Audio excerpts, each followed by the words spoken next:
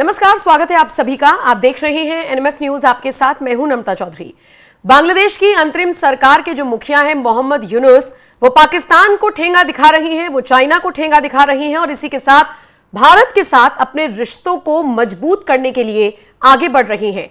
दरअसल हाल ही में चाहे चाइना हो, चाहे पाकिस्तान हो या बांग्लादेश हो, बताया जा रहा है कि जिस तरीके से एक बैठक हुई, उस बैठक के बाद पूछा गया कि क्या आपका लक्ष्य है, क्या आपका उद्देश्य है। इस मीटिंग के दौरान भारत रहा, भारत को लेकर आपकी चर्चा हुई, जिसके बाद बताया जा रहा है कि यूनुस की सरकार में एक बड़े पद पर तैनात एक शख्स ने मना कर दिया और कहा कि हमारा लक्ष्य या हमारे टारगेट पर भारत नहीं था।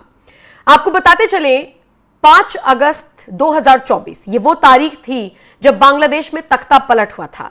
शेख हसीना की सरकार गिरी और सिर्फ सरकार ही नहीं गिरी, बल्कि उन्हें अपना घर, अपना शहर, अपना देश छोड़कर वहां से भागना पड़ा था। 45 मिनट का टाइम उनको सेना की तरफ से दिया गया था और उसके बाद उन्हें वहां से भागना पड़ा था। और उसके बाद ये जनाब, जिनकी तस्वीरें अभी आप देख रहे थे, जिनका नाम है मोहम्मद यूनुस, ये जनाब सत्ता में काबिज हुए थे, अंतरिम सरकार के मुखिया बने थे मोहम्मद यूनुस। उसके बाद से भारत के साथ बांग्लादेश की तल्खी दिन पर दिन बढ़ती जा रही है। लेकिन शायद मोहम्मद यूनुस को यह बात समझ में आ गई है कि पड़ोसी देश भारत के साथ अपने संबंधों को अगर वक्त रहते ठीक नहीं किया तो फिर परेशानी का सबब बन जाएगा। और शायद इसीलिए मोहम्मद यूनुस भारत के साथ बनाए खराब संबंधों को अब ठीक करने में जुटते हुए नजर आ रही हैं।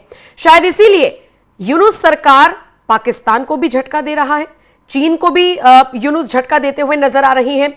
कुल जमा बात यह है कि भारत को खुश करने के लिए अपने सबसे चहेते पाकिस्तान और चाइना दोनों से दूरी बनाते हुए नजर आ रही हैं मोहम्मद यूनुस। आपको बताते चले, बांग्लादेश के विदेशी मामलों के सलाहकार मोहम्मद तौहीद हुसैन का बाकायदा एक बयान सामने आया है, जिसमें उन्होंने चीन और पाकिस्तान के साथ बांग्लादेश के गठबंधन को पूरी तरह से मना कर दिया और ऐसी किसी भी संभावना से सीधे तौर पर इनकार कर दिया। बांग्लादेश के विदेश मंत्रालय की तरफ से यह भी साफ कर दिया गया कि हाल ही में जो तीनों देशों के बीच बैठक हुई थी, जिसमें चाइना भी था, जिसमें बांग्लादेश भी था, जिसमें पाकिस्तान भी था, यह बैठक राजनीतिक नहीं थी। विदेश मंत्रालय की तरफ से यह भी साफ किया गया है कि पड़ोसी देश भारत को लक्ष्य करके ऐसा नहीं किया गया था, यानी इस मीटिंग में भारत को लेकर कोई चर्चा नहीं हुई।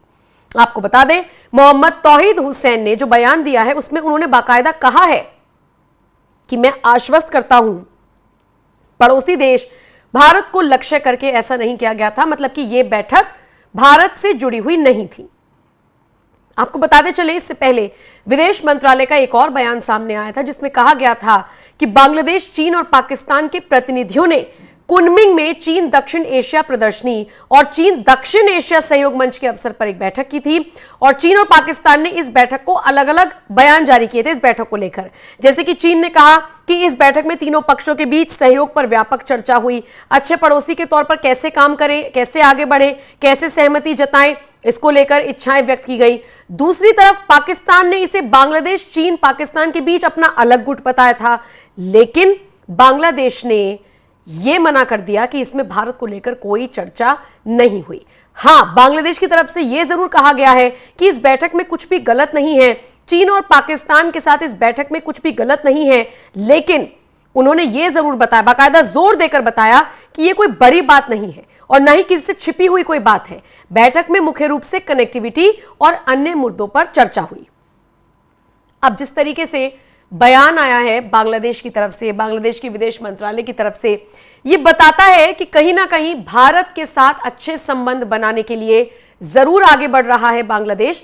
और ये सारी चीजें समझ में आ रही हैं बांग्लादेश के विदेश मंत्रालय की तरफ से या जिस तरीके से सलाहकारों की तरफ से बयान सामने आ रहे हैं। लेकिन यहां पर आपको एक बात और समझनी होगी, वो बात यह है कि 2024 में जब शेख हसीना का तख्ता पलट कराया गया तो उस वक्त यह माना जा रहा था कि बांग्लादेश अब भारत का दुश्मन बनता जा रहा है।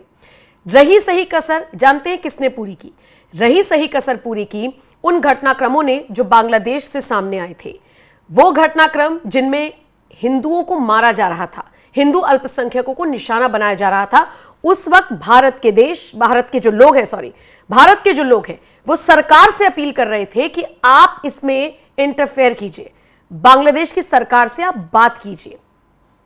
लेकिन गुस्सा था भारत के लोगों में, भारत के लोगों में नाराजगी थी और मोहम्मद यूनुस के जो बयान लगातार सामने आ रहे थे उसको लेकर नाराजगी पनप रही थी।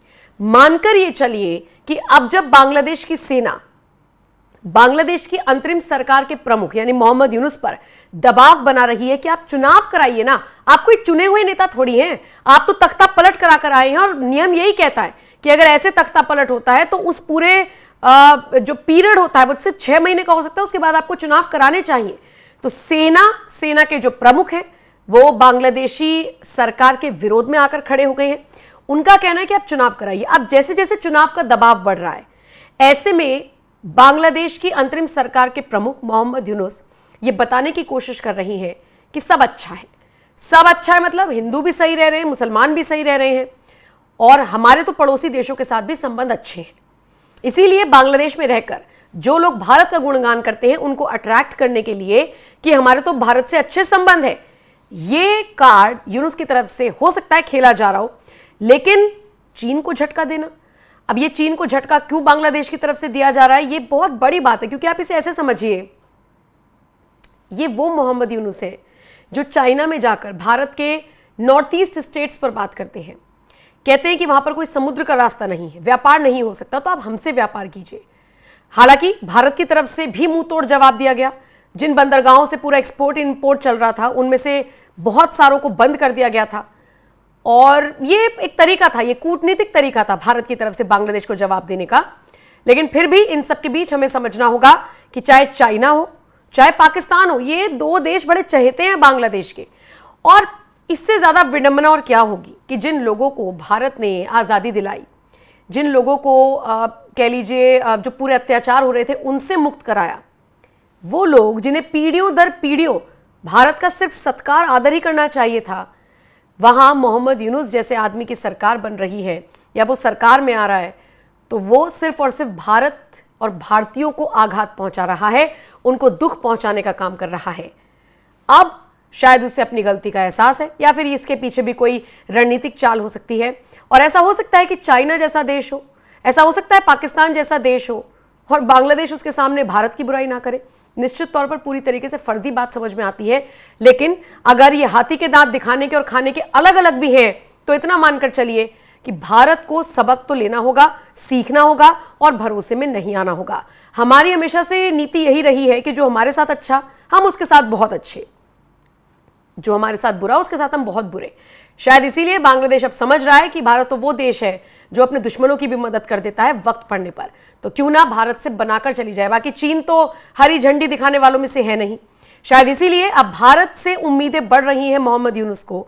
और इसीलिए जो बैठक हुई है उसके बाद एक बयान आता है और कहा जाता है कि भारत इसमें चर्चा का विषय नहीं था।